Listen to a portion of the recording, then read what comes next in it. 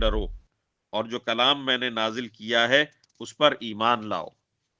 جبکہ وہ اس کتاب یعنی تورات کی تصدیق بھی کر رہا ہے جو تمہارے پاس ہے،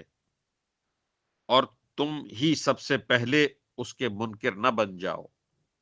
اور میری آیتوں کو معمولی سی قیمت لے کر نہ بیچو، اور کسی اور کے بجائے صرف میرا خوف دل میں رکھو، اور حق کو باطل کے ساتھ گڈمڈ نہ کرو،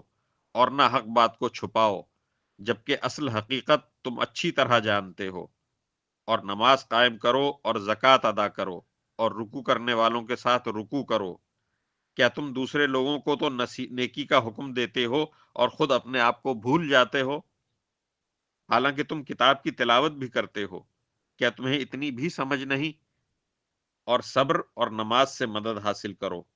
نماز بھاری ضرور معلوم ہوتی ہے، مگر ان لوگوں کو نہیں جو خشوع یعنی دھیان اور عاجزی سے پڑھتے ہیں،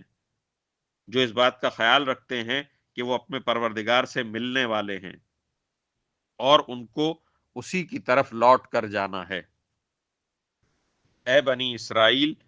میری وہ نعمت یاد کرو جو میں نے تم کو عطا کی تھی،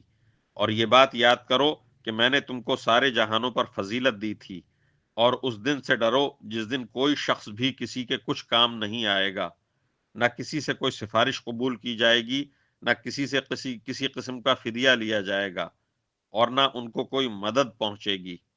اور وہ وقت یاد کرو جب ہم نے تم کو فرعون کے لوگوں سے نجات دی، جو تمہیں بڑا عذاب دیتے تھے،